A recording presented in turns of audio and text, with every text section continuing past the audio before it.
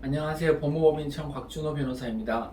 저희 사무실에서 가장 많이 진행하는 사건 중 하나가 도박 사이트 관련된 사건입니다. 도박 사이트를 인터넷상에서 불법으로 운영하면서 거기 관여하신 분들, 예를 들면 총책, 그리고 그 밑에서 이러한 도박 사이트를 홍보하시는 총판분들, 그리고 총판 내에서도 직급이 있고요. 그리고 도박 사이트 내에서 직원과 같이 충안전을 담당하는 직원분들, 이러한 직원분들까지 다양한 역할을 하신 분들을 저희가 진행을 하고 있습니다. 요즘에 도박 사이트 관련된 형량도 상당히 높아지고 있는 추세인데요. 불과 4, 5년 전만 하더라도 예를 들면 1000억대 또는 2000억대 도박 사이트 운영한 운영진이 경우에도 도박 개장죄로 2년 정도 형량을 선고받던 시절도 있었습니다. 지금 생각하면 그런 시절이 있었냐고 할 정도로 격세지감이 느껴지고 있습니다. 따라서 오늘은 새롭게 바뀌고 있는 도박 사이트 관련된 형사재판에서의 실례를 들어서 어떤 제목이 적용이 되고 또 어떻게 처벌되는지에 대해서 말씀드리도록 하겠습니다. 도박 사이트 운영자에게 기소되는 죄명이 점점 늘어난다고 하는데요. 정말인가요? 네, 그렇습니다.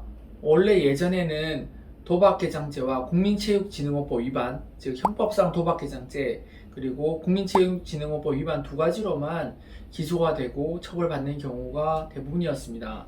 하지만 점차 제목이 하나씩 추가되었는데요. 예를 들면 대포통장을 이용하는 부분에 대해서는 전자금융업법 위반으로 처벌을 받을 것이고, 대포통장으로 돈을 받게 되면은 범죄 수익을 인해했다 해가지고 범죄 수익 은닉 규제에 관한 법률 위반으로 또 처벌을 받게 됩니다.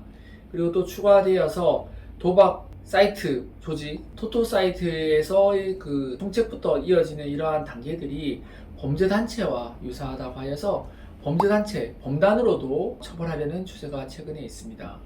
그리고 이런 것들을 끝이 아니라 조세범으로도 처벌을 하게 됩니다. 조세범 처벌의 경우에서는 특히 운영진들, 사장님들이 처벌을 받는 것인데요. 도박 사이트 운영하면서 얻은 수익에 대한 부가가치세를 내지 않았다고 해서 부가가치세 납부에 대한 부분과, 그리고 본인의 소득세를 내지 않았다고 해서 소득세에 관한 부분, 이 두 가지로도 문제가 될 수가 있습니다. 특히 부가가치세에 대한 부분은 운영진의 경우에서는 매우 조심해야 되는 부분입니다. 따라서 처음에 도박개장죄에 관련된 공소장을 받고 이거는 인정해야 되는 사안이 아니냐 해서 만연하게 인정했다가는 연속되는 다양한 추가되는 제목에 대해서 대응하기가 상당히 곤란해질 수 있으므로 처음에 국민체육진흥원법 위반과 도박개장죄로 공소장을 받게 되면 그 부분에 대해서 면밀하게 검토를 해서 적극적인 대응이 필요합니다. 여기서 적극적인 대응이라는 것은 무조건 자신이 한 것을 부인하자는 그런 뜻이 아니라 도금액에 대한 부분, 역할에 대한 부분, 이 두 가지 부분을 두고 검토를 해서 아닌 것은 아니다고 밝혀나가는 부분이면 특히 도금액을 줄여나가는 부분이 필요합니다. 그렇다면 도박 사이트 운영자에게 형량은 얼마나 선고되나요?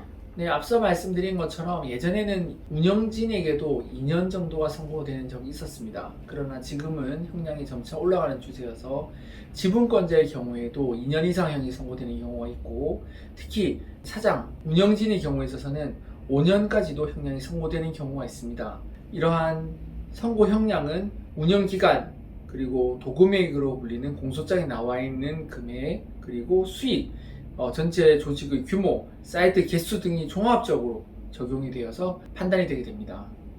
형량을 줄일 수 있는 방법은 있을까요?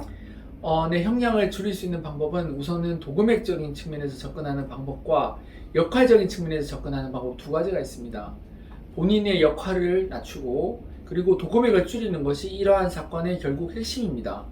일단 도박개장죄 공소장을 받으시게 되면 거기에 나와 있는 도금액에서부터 접근을 해야 됩니다. 그리고 거기서 나와 있는 역할 부분을 보시고 자신이 한 역할보다 과다하여 기소가 된 경우에 있어서는 그 부분에 대한 다툼도 있어야 할 것입니다. 따라서 그 두 가지 도금액에 대한 부분과 역할에 대한 부분을 최우선적으로 접근을 하는 것이 중요하며, 받은 공소장에서 그 두 가지 부분을 잘 정리해야지 아까 말씀드린 여러 가지 이어지는 사건에 있어서도 사건을 보다 수월하게 풀어갈 수가 있습니다. 절대 처음에 받은 그 도박개장죄 공소장에 나와 있는 도금액을 또는 역할을 만연하게 그냥 편하게 인정한다 이렇게 접근에 있어서는 그 사건 자체를 떠나서 그 이어지는 사건에 있어서도 곤란한 경우가 생기므로 반드시 검토가 필요합니다. 네, 그럼 마지막으로 도박 사이트 운영자 또는 가담자들에게 한 말씀 부탁드립니다. 네, 토토 사이트를 운영하시는 분들을 저희가 많이 담당해서 진행을 하고 있고 과거의 경험도 정말 많습니다. 다양한 경우들이 있지만 이 사건, 그러니까 토토 사이트 사건에 대한 이해관계가 떨어지거나 또는 이 사안을 잘 모르고 최근 추세 잘 모르면은 그 공소장 자체를 무조건 인정하는 것이 낫지 않겠냐, 인정하고 재판부에 선처를 바라자고 이야기를 하는 경우가 왕왕 있을 것입니다. 하지만 저희가 다툰다고 말씀드리는 부분, 정리해야 된다고 말씀드리는 부분은 도박 사이트에 관여했다, 그 행위 자체를 부인하는 것이 아닙니다. 그러므로 절대 재판부에 지나치게 밉보인다거나 이런 걱정을 하시지 마시고 사건을 잘 풀어나가는 것이 필요합니다.